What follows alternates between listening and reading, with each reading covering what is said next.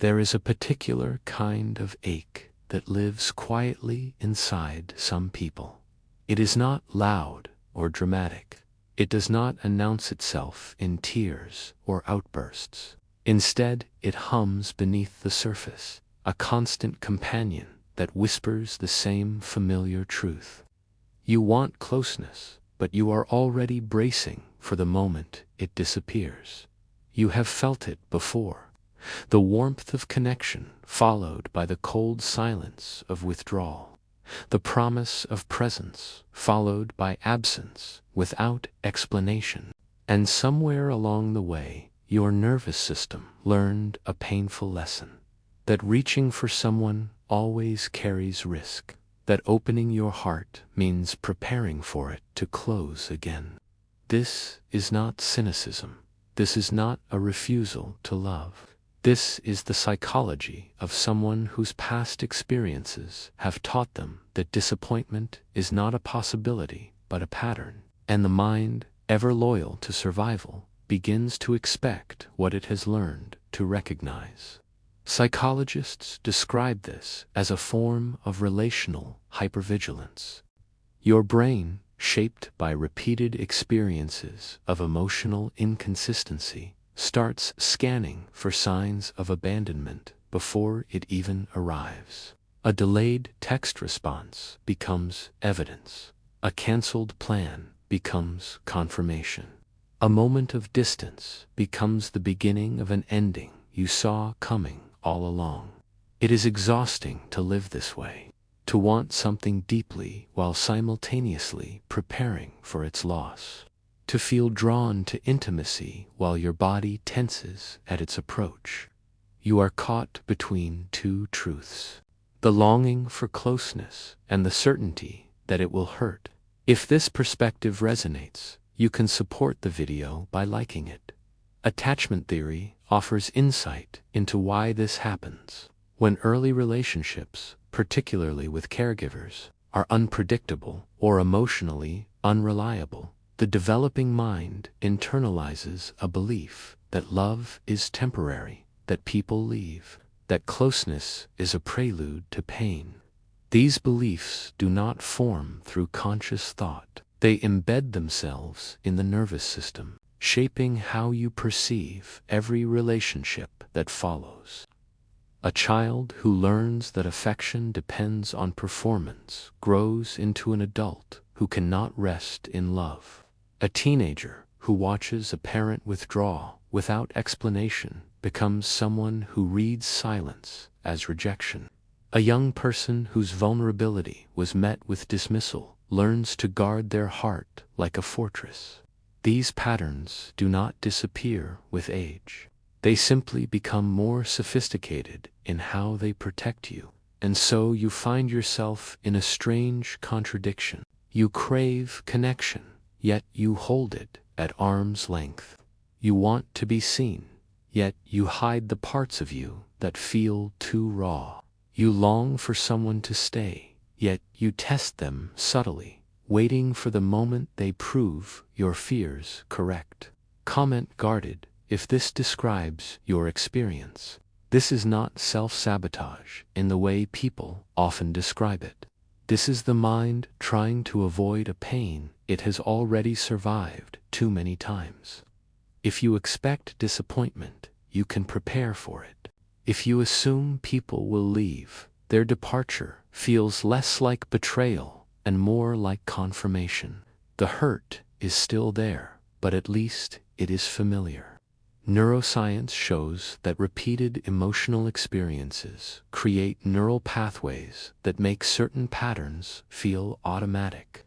When rejection or abandonment happens enough times, your brain begins to anticipate it, even in safe relationships. The amygdala, the part of your brain responsible for detecting threats, becomes hypersensitive to any signal that resembles past pain. A neutral tone of voice sounds cold. A moment of distraction feels like abandonment.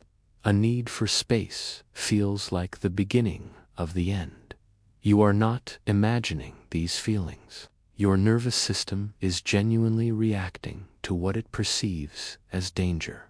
But the danger is not always in the present moment. Often, it is an echo from the past, a memory replaying itself as though it is happening again. Type YES if this helped you understand something about yourself. Living with this kind of vigilance creates a profound loneliness, because even when you find someone who wants to stay, your mind cannot fully believe them. You wait for the shift. You scan for inconsistencies. You brace yourself for the moment they realize you are too much or not enough. And in that bracing, you miss the moments of genuine connection happening right in front of you. Relationships become a kind of performance. You manage your needs carefully, making sure never to ask for too much.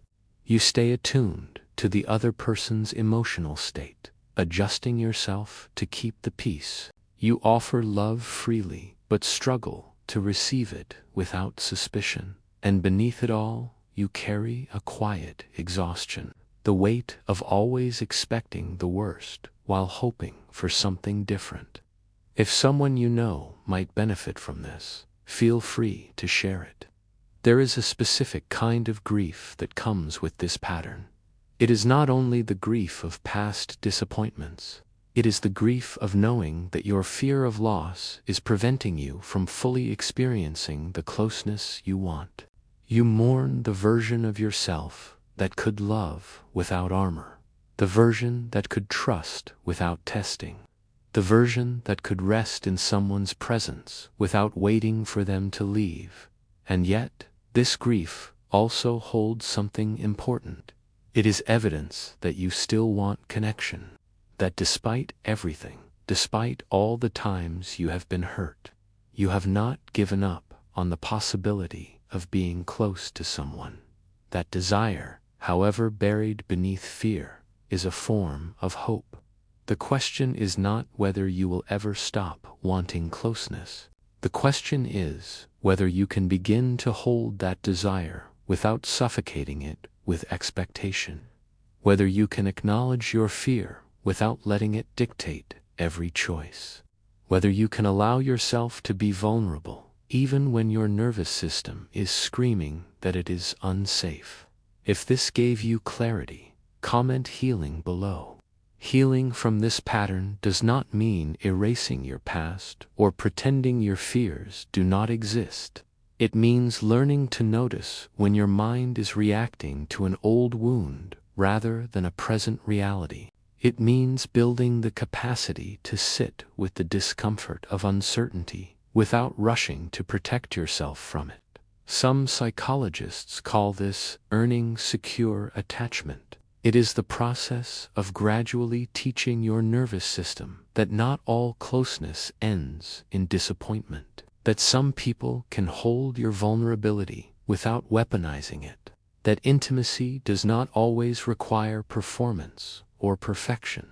This does not happen quickly. It requires patience. It requires small acts of courage, expressing a need even when your instinct is to suppress it, allowing someone to care for you even when it feels terrifying, staying present in moments of connection even when your mind is preparing for their end. And it requires something even more difficult: the willingness to grieve what you did not receive in the past without letting that absence define what is possible in the present. To acknowledge that yes, people have left, and yes, love has disappointed you, but that those experiences do not have to be the only story your heart knows. Because the truth is, wanting closeness while expecting disappointment is not a permanent sentence. It is a protective response born from real pain, and just as it was learned, it can be unlearned. Not by forcing yourself to trust blindly, but by gently allowing yourself to experience moments of safety without immediately dismissing them. You deserve connection that does not ask you to erase your history. You deserve to be met where you are, fears and all, by someone who understands that your caution is not rejection but self-preservation. And more than anything, you deserve to believe that closeness does not have to end the way it has before. The quiet pain you carry is real, but so is the possibility that one day it will soften, that you will find yourself in a moment of intimacy and realize you are not bracing for its end. You are simply there, present, alive, and allowing yourself to be held. If this message resonated with you, consider liking the video. What part of this experience feels most familiar to you? And if you found value in this perspective, subscribe to this channel for more reflections on the psychology of being human.